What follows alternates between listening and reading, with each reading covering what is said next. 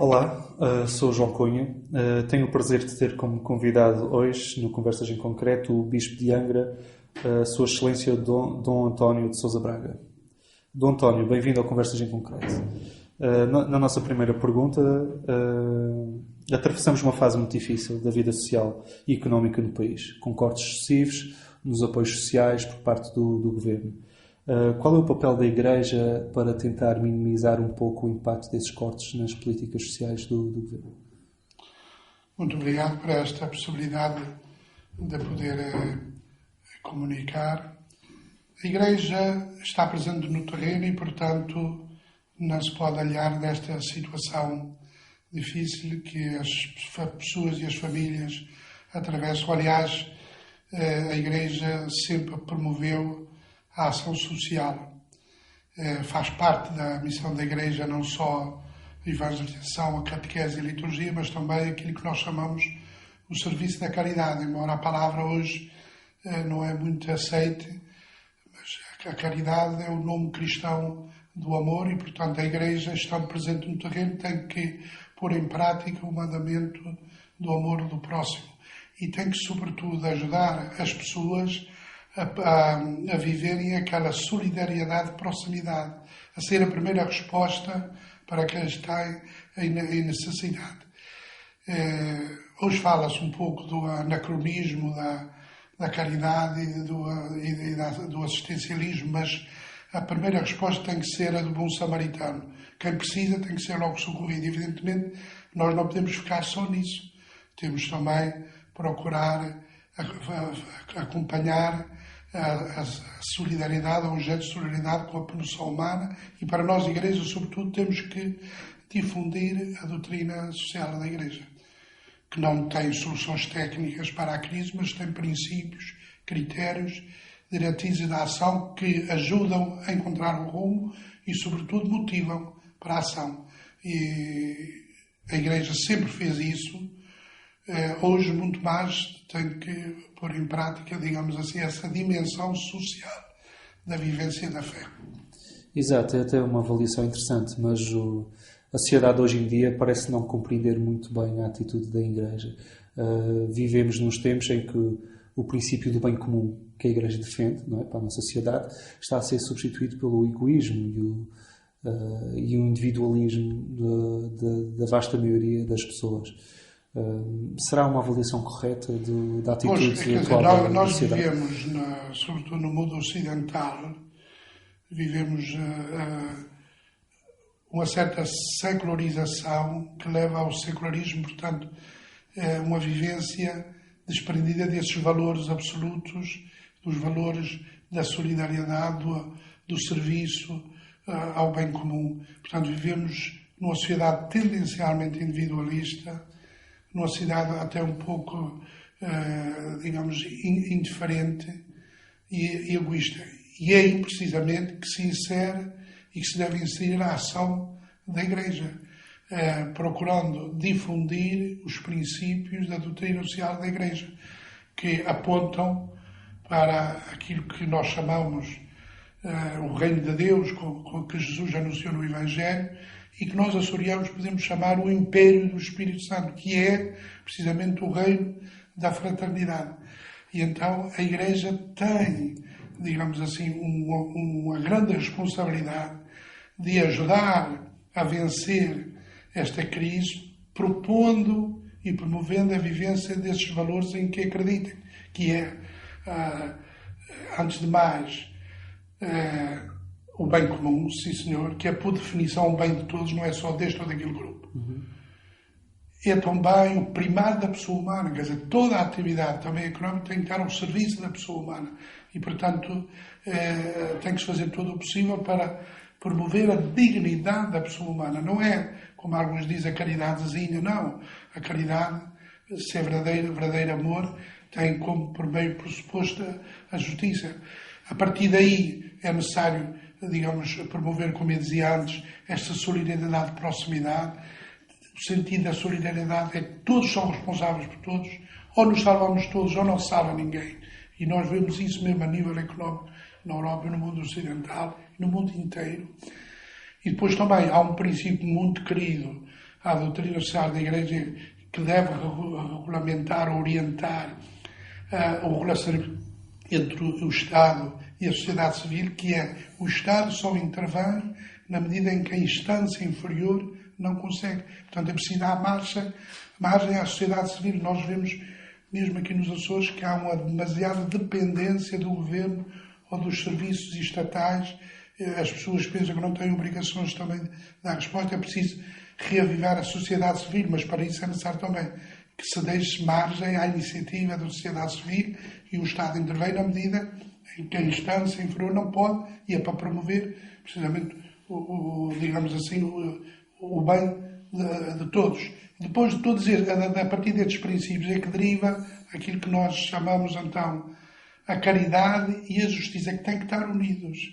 Porque alguns dizem, não se deve falar de caridade, é preciso respeitar os direitos. Pois claro, mas o verdadeiro amor, como eu dizia antes, implica a justiça, mas também não há verdadeira justiça se não há o verdadeiro amor do próximo. O Papa tem uma frase muito lapidar quando analisa a situação de crise global. Ele diz assim: o processo de globalização pode fazer-nos vizinhos, na medida em que nós sabemos na hora tudo o que acontece no mundo inteiro, mas não nos faz irmãos. Quem nos faz irmãos é o Espírito Santo. E para que haja um mundo mais justo é preciso que nós vivamos essa fraternidade universal. E eu digo e acredito que na medida em que nós vivemos cada vez mais sob o império do Espírito Santo, e então nós vamos construir um mundo melhor, mais justo, mais fraterno, onde haja lugar para todos no banquete da vida. António, cada vez mais se fala na otimização e no aumento da eficiência dos nossos parques de recursos. Atualmente está-se a falar da reestruturação do poder local a nível de freguesias, dos curatos, dos municípios, para tentar otimizar os recursos existentes, tornar as freguesias mais pequenas e englobá-las nas freguesias maiores. Acha que esse é um movimento que a Igreja pode acompanhar? Especialmente porque nós atualmente vemos uma certa falta de dinâmica da Igreja nas freguesias mais pequenas, se calhar derivado da falta de efetivos para manter o contato com as paróquias.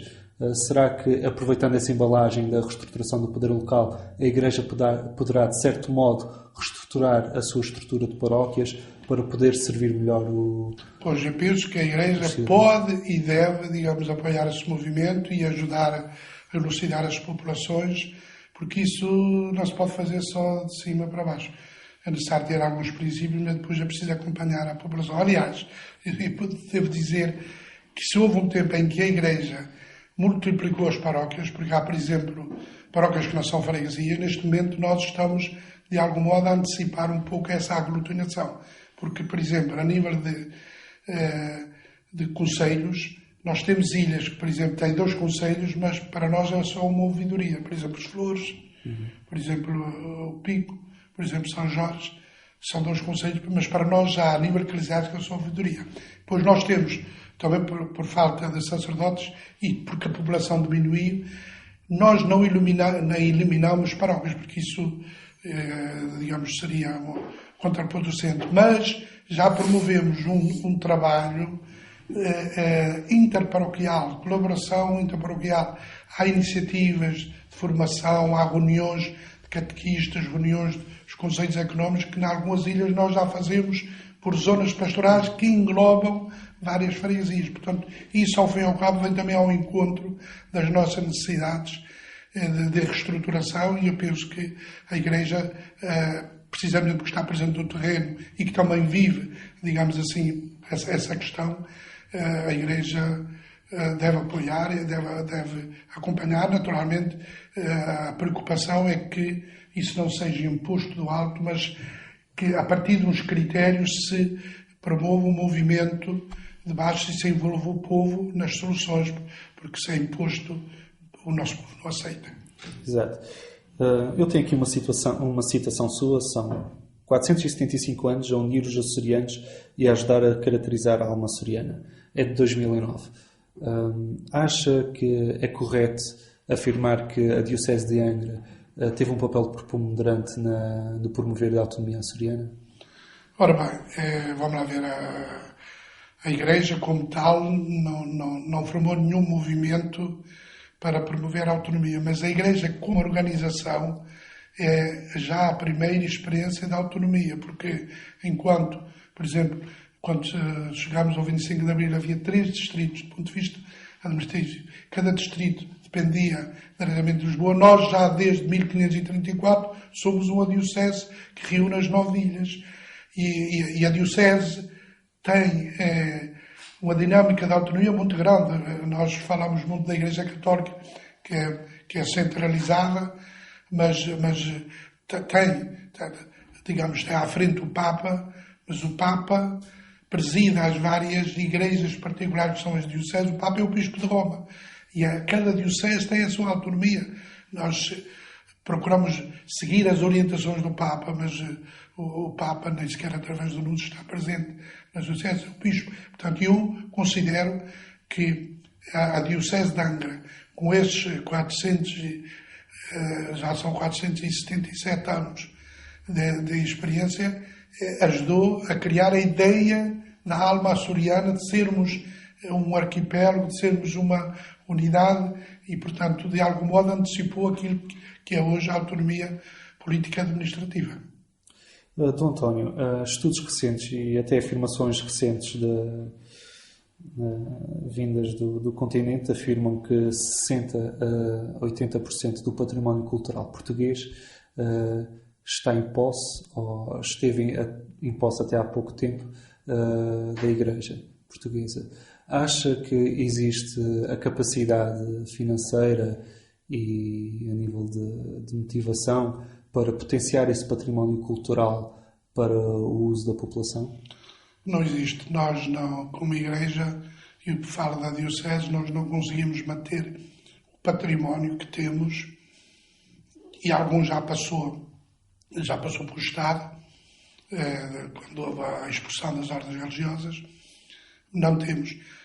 Vamos conseguindo manter bastante bem as igrejas, porque há a conjugação de 3 esforços.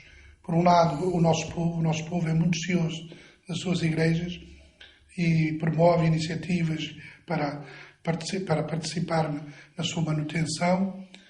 A comparticipação do Estado, do Governo, sem isso não era possível manter este património. E depois também há uma grande colaboração dos imigrantes. Os nossos imigrantes ficam muito ligados à sua terra, à sua freguesia, à sua paróquia, e quando há, digamos, realização de grandes projetos de restauração, por exemplo, das igrejas, colaboram muito. São estes 3, é o povo, a paróquia, o governo e os imigrantes, que conseguem manter bastante bem em conjunto o património que nós temos, embora há um caso ou outro que necessitaria maior intervenção. Mas eu só tenho que agradecer esta grande colaboração e o grande amor que o nosso povo tem ao seu património. Mas a Diocese, como tal, sozinha, não consegue. Nós estamos agora, por exemplo, a ver se promovemos, portanto, a construção do arquivo diocesano, para ver se aguardamos a documentação. Vamos ver o que é possível. Bem, Dom António, chegou ao fim ao nosso tempo. Quero agradecer em nome da equipa do Inconcreto a sua boa vontade em participar do nosso programa. Só me resta desejar boa sorte, um bom trabalho e até à próxima. Eu é que agradeço e desejo a todos as maiores felicidades com as bênçãos de Deus. Obrigado.